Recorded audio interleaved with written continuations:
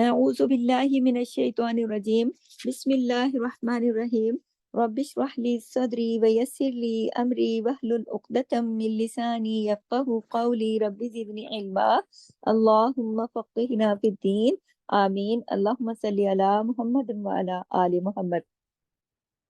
جز نمبر 4 سورہ النساء اور آیت ہے آیت نمبر 10 یعنی 10۔ تو آپ دیکھیے اس کو، آیت نمبر 10 میں ان الذین، بے شک وہ جو یاکلون کھاتے ہیں، اموال الیتامی مال یتیموں کے، ظلمن ظلم کرتے ہوئے، انما بے شک یاکلون وہ کھاتے ہیں، فی بطونہم اپنے پیٹوں میں، نارن آگ، وسیصلون اور ان قریب وہ جلیں گے، سعیرا بھڑکتی ہوئی آگ میں۔ تو یہ اس کا لفظی ترجمہ ہے ان الذین یاکلون اموال الیتامی ظلما، بے شک وہ لوگ جو یتیموں کا مال کھاتے ہیں ظلم کے ساتھ، انما یاکلون فی بطونہم نارا، بے شک وہ اپنے پیٹوں میں آگ بھر رہے ہیں، اور ان قریب وہ سعیر کہتے ہیں بھڑکتی ہوئی آگ کو، آگ میں داخل ہوں گے، وسیصلون سعیرا وہ آگ میں داخل ہوں گے۔ ٹھیک ہے، دیکھیے یہ جو آیت ہے نا بڑی کھڑکھڑانے والی ہے۔ تو مثلا ایک شخص ہے، اس کا انتقال ہو جاتا ہے، بہت ہو جاتا ہے وہ، اور اس کے ورثہ میں اس کے چھوٹے بچے ہوتے ہیں، یتیم ہوتے ہیں، کہ جن کو تو یہ پتہ بھی نہیں ہوتا کہ والد نے ہمارے لیے کیا چھوڑا ہے، کیا ہمارے والد کا انتقال ہوا، ان کے پاس کیا چیزیں تھی کیا نہیں تھی۔ تو وہ تو بچے چھوٹے، انہیں تو کچھ پتہ نہیں ہے، لیکن جن صاحب کا انتقال ہوا میت کا، ان کا کوئی رشتہ دار یا ان کا کوئی بھائی یا کوئی بھی دوسرا جو مال پہ، پورے مال پہ قبضہ کر لیتا ہے، تو یہ جو قبضہ ہے نا، یہ دراصل آگ کے انگارے ہیں، آگ ہے۔ یہ اس آیت میں خاص طور پر یہ پیغام دیا گیا ہے کہ اگر ایک شخص کا انتقال ہو گیا، اس کے بچے چھوٹے رہ گئے اور کسی نے اس پہ قبضہ کر لیا، تو اس نے اس مال پہ نہیں قبضہ کیا، دراصل اس نے آگ سمیٹ لی، وہ مال نہیں ہے، بلکہ اللہ نے اس کو آگ سے تشبیہ دی ہے، آگ پکارا ہے، تشبیہ بھی نہیں دی، ڈائریکٹ کہا ہے۔ کیا کہا ہے اللہ نے؟ کہ وہ آگ ہے، وَسَيَصْلَوْنَ سَعِيرًا، اور وہ جو بھرتے ہیں نا اپنے پیٹوں میں، پھر وہ بھڑکتی ہوئی آگ ہے۔ تو دیکھیں دنیا میں تو اگر وہ شخص جس نے قبضہ کر لیا یتیم کے مال کے اوپر، تو وہ اس مال کو کچھ کھا لے گا، کچھ پی لے گا، کچھ فائدہ اٹھا لے گا، کچھ بھی کر لے گا، لیکن ان قریب جو لفظ آیا نا، ان قریب، وَسَيَصْلَوْنَ، اور ان قریب یعنی یہ زندگی جو ہے یہ تھوڑی ہے، کبھی اس کو یہ نہ سمجھیں کہ یہ زندگی بڑی میں بہت لمبی اور میں اس مال سے خوب فائدہ ہاں فائدہ اٹھا لیا تم نے تھوڑی دیر لیکن یہ زندگی تھوڑی دیر کی ہے، یہ جلدی گزر جائے گی، ان قریب ہی یعنی تھوڑا سا، یہ جو تھوڑا سا وقت ہے نا زندگی کا، یہ جلدی گزر جائے گا، اور ان قریب ہی یعنی مرنے کے بعد پھر کیا ہوگا؟ بھڑکتی ہوئی آگ جو ہے وہ ٹھکانہ ہوگی، بھڑکتی ہوئی آگ، سعیرہ، اللہ نے صرف آگ نہیں کہا، آگ، بھڑکتی ہوئی آگ، جس میں پھر یہ لوگ کبھی بھی نہیں نکل سکیں گے۔ کون لوگ؟ جنہوں نے یتیم کے مال پہ قبضہ کیا ہوا ہے، یتیم کے مال کو کھایا ہوا ہے، اور یتیم کو بیچارہ بچہ، اس کو پتہ ہی نہیں ہے، اور یہ لوگ یہ سمجھ رہے ہیں کہ اس کو تو پتہ نہیں ہے، لیکن اللہ کو پتہ ہے نا۔ تو اللہ تعالیٰ نے بتا دیا کہ تم اگر کھاؤ گے یتیم کا مال اپنے پیٹوں میں، یاد رکھنا کہ پھر تم نے آگ کے ساتھ کر لیا ہے سب رابطہ، یہ بھڑکتی ہوئی آگ بہت جلدی تم تک پہنچ جائے گی۔ اس کے بارے میں ایک روایت آتی ہے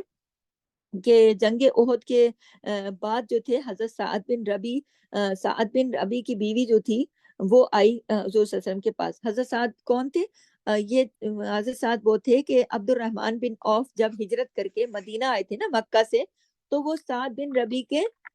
انصاری بھائی، اللہ تعالیٰ نے جیسے مہاجرین انصار کو بھائی بھائی بنایا تھا، تو جب عبد الرحمن بن عوف آئے تو ان کا بھائی بنایا گیا، کس کا؟ حضرت سعد کا۔ تو ان کے درمیان جو مواخات قائم ہوئی تھی نا، تو ان دونوں کے درمیان ہوئی تھی۔ تو یہ جو تھے مدینہ کے بہت ہی مالدار انسان تھے، اور ان کا کوئی اپنی بیٹا نہیں تھا ان کا، ٹھیک ہے، بیٹیاں ان کی 2 تھیں۔ تو جب ان کا انتقال ہو گیا تو پھر ان کی جو بیوی تھی وہ اپنی دونوں بچیوں کو لے کر نبی پاک صلی اللہ علیہ وسلم کی خدمت میں حاضر ہوئی، اور اس نے آ کے نبی پاک صلی اللہ علیہ وسلم سے کہا، عرض کیا کہ اے اللہ کے رسول، یہ 7 کی بچیاں ہیں جو آپ کے ساتھ احد میں شریک تھے، جنگ احد کے اندر 7 شریک تھے نا، تو یہ 7 کی بچیاں ہیں جو کہ آپ کے ساتھ جنگ احد میں شریک تھے، اور ان کے چچا نے ان کی پوری جائیداد پر قبضہ کر لیا ہے، اور ان کے لیے کچھ نہیں چھوڑا، اور ظاہر ہے کہ مال کے بغیر ان کا نکاح ممکن نہیں ہو سکے گا، مشکل ہو جائے گی۔ تو آپ صلی اللہ علیہ وسلم نے فرمایا کہ اللہ تعالیٰ ان کے بارے میں خود فیصلہ فرمائے گا، اور پھر یہ آیات میراث جو آگے آج ہم نے آیت تلاوت بھی کی ہے اس کی، اگلی آیت جو ہے آیت نمبر 11، پھر آگے آیات میراث نازل ہوئی۔ یہ آیات میراث جو ہے نا، اس کے بعد یہ جو آیت ابھی ہم کر رہے ہیں نا، کہ اس کے اندر یہ بتایا گیا کہ اللہ تعالیٰ نے فرما دیا ہے کہ یتیم کا مال جو کھائے گا تو اس کو پھر ان الذین، بے شک وہ جو یاکلون کھاتے ہیں اموال الیتامى، مال یتیموں کے، ظلمن ظلم کے ساتھ، انما بے شک یاکلون وہ کھاتے ہیں فی بطونہم اپنے پیٹوں میں، نارا یعنی آگ کو۔ تو وارننگ آ گئی نا، تو پھر آپ اس مطلب آگ کی وارننگ آ گئی۔ تو اللہ تعالیٰ نے یہ جو آیت ہے، اس آیت میں اللہ تعالیٰ نے سب کو وارننگ دے دی، سب کو کھڑکھڑا دیا، ہاں، یہ آیات نازل کر دی، سب کو بتا دیا۔ تو آپ صلی اللہ علیہ وسلم نے اس وقت بھی سعد رضی اللہ تعالیٰ عنہ کے بھائی کو، کہ جنہوں نے سارے بچیوں کے مال پہ قبضہ کیا تھا، ان کو بلایا، اور بچیوں کے مال پہ جنہوں نے قبضہ کیا تھا ان کو بلا کے اور ان کو بتایا، اور ان کو یہ آیت بھی بتائی، اور پھر کہ بھئی یتیم کے مال پہ آپ نے سارے کے سارے مال پہ قبضہ نہیں کر لینا، بتایا، اور ان کا جو حصہ بنتا تھا نا، پھر ان کو وہ حصہ دیا، اور باقی جو تھا مال وہ سعد رضی اللہ تعالیٰ عنہ کی بچیوں میں تقسیم کر دیا۔ تو اس میں دیکھیے کہ صرف ان کے لیے نہیں ہے یہ بات، کہ صرف اس وقت کی بات ہے، یہ ہم سب کے لیے وارننگ ہے، ہم سب کے لیے تنبیہ ہے، اور ہم سب کو یہ بات اچھی طرح سمجھ لینی چاہیے، اپنے ذہن میں بٹھا لینی چاہیے کہ جو لوگ بھی یتیموں کا مال ظلم کے ساتھ ناحق کھا لیتے ہیں، تو وہ لوگ اپنے لیے آگ خرید رہے ہیں، اپنے پیٹوں میں آگ بھر رہے ہیں۔ دیکھیے یہاں پہ کھانے کی بات آئی ہے، کیا یاکلون فی بطونہم، کھانے کی بات آئی ہے۔ کھانے کی بات اس لیے کی گئی ہے کہ دیکھیے کھاتا تو ہر بندہ ہے نا، چاہے وہ امیر ہو، غریب ہو، جو بھی ہو، وہ اس کا کھانے کا عمل تو ہر صورت چلتا ہی چلتا ہے۔ اور یہ کہ مال کا جو زیادہ تر حصہ ہے وہ کھانے میں استعمال ہوتا ہے، اور دوسری بات یہ ہے کہ کھانے کے بعد آپ مال کو کلیم نہیں کر سکتے، یعنی آپ منہ سے، اور جو آپ نے منہ سے کھا لیا وہ گیا آپ کے حلق میں، اور پھر آپ کے پیٹ میں چلا گیا، اب وہ باہر تو نہیں نکال سکتے نا، ہڑپ ہو گیا۔ یعنی ایسا مال جو آپ نے کھا لیا تو وہ تو اندر چلا گیا، ہضم ہو گیا، چلا گیا، وہ ختم ہو گیا، تو نہیں نکال سکتے۔ تو کسی کا اسی طرح اللہ نے یہاں پر جو مثال دے کے مطلب جو مثال تو نہیں دی، مطلب واضح طور پہ یہ کہا ہے نا کہ جو انہوں نے یتیم کے مال کو ظلم کے ساتھ کھایا، باقی بھی جو چیزیں ہوتی ہیں، یعنی ہڑپ کر جانا، کسی کا مال ہتھیا لینا، کسی کے مال پہ قبضہ کر لینا، یہ سب اسی معنی میں آتا ہے، ٹھیک ہے، کہ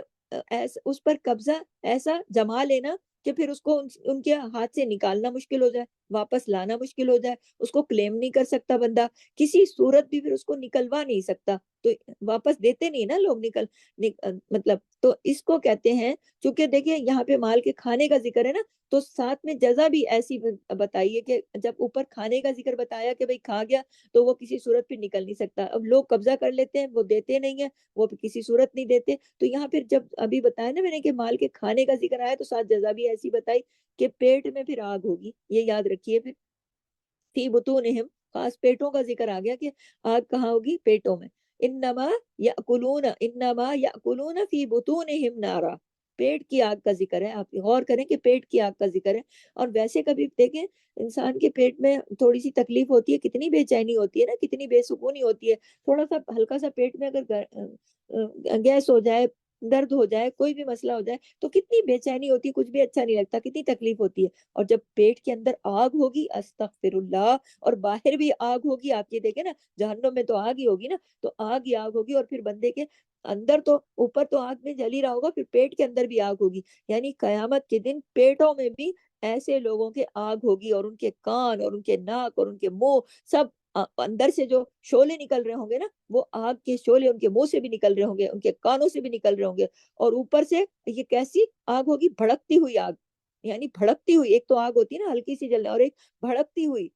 سعیرہ کہتے ہیں اس آگ کو جو خوب شعلوں کے ساتھ بھڑک رہی ہوتی ہے، پورے آب و تاب کے ساتھ، تو یہ بھڑکتی ہوئی آگ ہوگی، اور چاروں طرف سے چھائی ہوئی ہوگی، یعنی کوئی کونا ایسا نہیں ہوگا کہ کہیں سے یہ ہلکی ہو، ہر طرف سے چھائی ہوئی، پوری پوری اس پہ چھائی ہوئی ہوگی۔ تو آپ تصور کریں نا ذرا کہ اس دنیا میں تو تھوڑی سی گرمی لگتی ہے تو کیسا دم گھٹنے لگتا ہے نا، ذرا سی گرمی لگے، دھوپ لگے، ذرا کہیں ہوا بند ہو جائے، آگ تو بہت دور کی بات ہے، ہاں، ذرا سی گرمی، سورج کی تپش، اگر دھوپ میں چلنا پڑے کیا حالت ہو جاتی ہے گرمی میں، تو آپ یہ دیکھیے کہ جب اندر بھی آگ ہو اور پھر باہر بھی آگ ہو، ٹھیک ہے نا، تو مال جو ہے نا خاص طور پر یہ جو انسان کا جو مال ہے نا وہ انسان کے لیے فتنہ ہے، اور خاص طور پر ایسا مال جو کسی کمزور کا ہو، کسی یتیم کا ہو، کسی ایسے کا ہو، تو پھر کیا کرتے ہیں لوگ اس فتنے میں مبتلا ہو جاتے ہیں، کیسے قبضہ کر لیتے ہیں نا، وہ یہ سمجھتے ہیں، فوراً ارادہ کرتے ہیں کہ اس کا تو مالک جو ہے وہ ایسا ہے، وہ اتنا کمزور ہے، وہ ہم سے لے نہیں سکتا، یا پھر ادھر ہے نہیں۔ اور اس کے عموماً لوگ دوسروں کے پلاٹوں پہ قبضہ کر لیتے ہیں، دوسروں کے مکانوں پہ قبضہ کر لیتے ہیں، یتیم بچوں کے مال پہ تو قبضہ کر لیتے ہیں نا، تو پھر بھول جاتے ہیں کہ اس عمل کی سزا کتنی سخت ہے، یہ بھول جاتے ہیں، ان کو یہ یاد نہیں رہتا کہ اللہ تعالیٰ نے قرآن میں، اب دیکھیں کہ اگر ہم قرآن کو روز پڑھتے رہیں، تلاوت کرتے رہیں اور قرآن کو سمجھ کے پڑھتے رہیں تو پھر بچیں گے نا۔ اگر یہ آیت آنکھوں کے آگے سے اس بندے کے سمجھ کے گزرے گی کہ بھائی ان الذین، بے شک وہ جو یاکلون کھاتے ہیں، اموال الیتامى، مال یتیموں کے، ظلم کے ساتھ، یعنی ان کا حق جو ہے وہ خود اس پہ قبضہ کر لیتے ہیں، کھا لیتے ہیں، اور اگر انما یاکلون فی بطونہم نارا، بے شک وہ کھاتے ہیں اپنے پیٹوں میں آگ، یعنی وہ آگ، وہ جو کھایا ہوا مال ہے ان کے لیے تو وہ آگ ہی بنے گا نا پیٹ میں جا کے، تو پھر وہ سیصلون سعیرا، اور وہ عنقریب جلیں گے اس بھڑکتی ہوئی آگ میں۔ عنقریب کے لفظ نے ثابت کر دیا دنیا بہت مختصر ہے، زندگی بہت مختصر ہے، اس نے ختم ہونا ہے، بہت قریب ہے قیامت، اور بہت قریب ہے ہماری موت، یہ تھوڑی سی زندگی، اس کو جی لیں اور پھر ہم نے موت کے منہ میں جانا ہے۔ تو پھر جو لوگ یتیم کے مال کے ساتھ ایسا کریں گے، ظلم کے ساتھ اس پر قبضہ کریں گے، اس کو کھائیں گے یا اس پہ ہتھیانے کی کوشش کریں گے، تو پھر وہ نہیں بچ پائیں گے، اور پھر ان کو بھڑکتی ہوئی آگ جو ہے اس میں سے گزرنا ہوگا، ان کے پیٹ میں بھی بھر دی جائے گی اور ان کے اطراف میں بھی بھر دی جائے گی۔ تو دیکھیے کہ قرآن کو پڑھنے، بار بار پڑھنے کا جو حکم آیا نا، اس لیے کہ ہم جب قرآن پڑھتے رہتے ہیں تو اللہ کا خوف ہمارے دل میں ہوتا ہے، اور ہم سب چیزوں کو سمجھ رہے ہوتے ہیں، اور قرآن کو سمجھ کے پڑھنے کی جو بات آئی ہے وہ اسی لیے نا کہ اگر اس آیت پہ سے کوئی بندہ 10 دفعہ بھی گزر جائے اور اس کو یہ پتہ ہی نہ ہو کہ اس میں حکم کیا دیا جا رہا ہے، کتنی سخت بات کی جا رہی ہے، اللہ نے کتنا کھڑکھڑایا اس کے اندر، تو پھر اگر کوئی یتیم کا مال کھاتا ہے تو وہ اس کو سمجھ جائے گا کہ یہ تو میں نے اپنے لیے آگ خرید لی، اور ذرا سا آگ، تو آگ کو تو چھوڑیں، آگ کے اوپر رکھا ہوا برتن جو ہے نا، ذرا سا اس کو ہاتھ لگا کے دیکھیں، فوراً پیچھے کھینچ لیں گے کہ میرا تو ہاتھ جلتا ہے، اور وہی آگ میں باہر سے تو جلے وہی آگ پیٹ میں بھی چلی گئی۔ تو جب اللہ نے اتنا سخت طریقے سے بتا دیا تو پھر کوئی اگر سمجھ کے پڑھے گا اور اللہ سے توفیق مانگے گا کہ اللہ مجھے عمل کی توفیق بھی دے، اور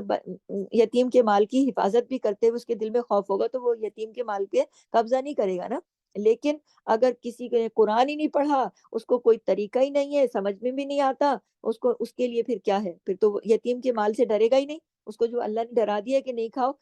ایسا ہو جائے گا، تو پھر وہ تو قرآن ہی نہیں پڑھے گا۔ تو دیکھیے یہاں سے ایک چیز ہمیں یہ واضح پتہ چل رہی نا کہ ہمیں قرآن کی تعلیمات بھی لینی چاہیے، سمجھ کے ہمیں قرآن کو لازمی پڑھنا چاہیے، اپنے بچوں کو پڑھانا چاہیے، اور قرآن کے پیغام کو آگے پھیلانا چاہیے۔ دیکھیں ہمارے معاشرے میں، ہمارے ارد گرد آپ نظر دوڑائیں، خاندانوں میں، گھروں میں، محلوں میں کتنے لوگ ہیں ایسے کہ جو یتیم کے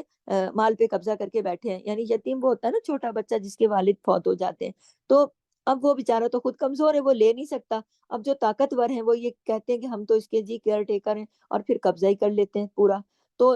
پیچھے تو ہم نے جو آیات پڑھی اس میں تو اللہ تعالیٰ نے پورا ہمیں بتایا نا کہ جب تم یتیم کے مال کی حفاظت کرو تو کیسے کرو اور کس طریقے سے کرو، اور پھر یتیم کے مال کی حفاظت کر کے، اور پھر جب وہ بڑا ہو جائے تو اس کو دے دو واپس، اور اس کو اس قابل بناؤ کہ جب وہ اس قابل ہو جائے کہ وہ اپنا مال خود سنبھال سکتا ہے تو اس کو دے دو، اور اپنے اللہ کا خوف رکھو، تقوی اختیار کرو، اور اللہ تعالیٰ نے ہر جگہ پہ کہا کہ قولا معروفہ، بات اچھی کرو، قولا سدیدہ، صحیح بات کرو، اور یہاں پہ کہا وَسَيَصْلَوْنَ سَعِيرًا، یعنی کہ آگ میں عنقریب جلیں گے وہ لوگ پھر جو ان حکموں کو نہیں مانیں گے۔ پھر اس کے بعد اگلی آیت جو ہے اس میں انشاءاللہ آپ لوگ اپنے پاس پین کاپی لے کے بیٹھیے گا، کیونکہ اگلی آیت میں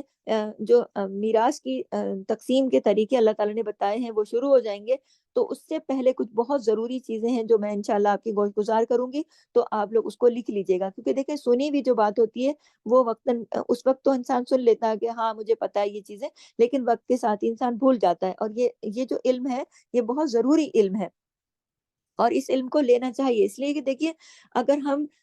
ان آیات کو پڑھیں گے، سنیں گے، اور جو قرآن کے احکامات ہیں ان کو پڑھیں گے، اور ان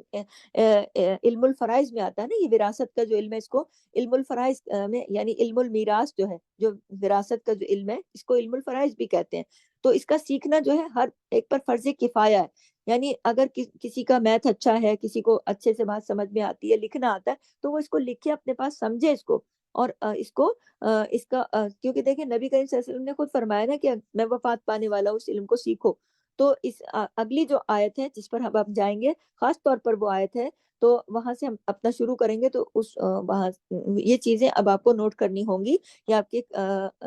علم جو ہے کام میں آنے والی چیز ہے. اور علم المیراث ہے، علم الفرائض میں ہے. تو یہ آپ نے دوبارہ انشاءاللہ تعالیٰ، چونکہ ابھی میں اس کو آگے نہیں لے کے جا رہی ہوں، نیکسٹ کلاس میں اس کو آپ کو پڑھاؤں گی. ابھی آپ نے صرف اس آیت کی تجوید کے ساتھ آج جو تلاوت ہوئی ہے اس کی پریکٹس کر لیں آج اچھی طرح. اس کو آیت نمبر 11 کو سمجھ لیں، پڑھ لیں. پڑھنا سیکھا ہے آج آپ نے، اس کی پریکٹس کر لیں. پھر انشاءاللہ تعالیٰ نیکسٹ کلاس میں ہم اس کی تفسیر کریں گے. اور آج والی جو آیت ہے، آیت نمبر 10، وہ میں نے واضح کر دی ہے، دوبارہ واضح کر دوں. مختصر خلاصہ، ان الذین یاکلون اموال الیتامی، وہ جو کھاتے ہیں مال یتیموں کا. اب دیکھیے کہ ہمارے ماحول معاشرے میں کتنے لوگ ہیں جو انجانے میں بھی کر رہے ہیں اور جان کے بھی کر رہے ہیں، ظلم کے ساتھ. تو اللہ تعالیٰ نے کہہ دیا انما یاکلون فی بطونہم نارا، وہ تو بھر رہے ہیں آگ.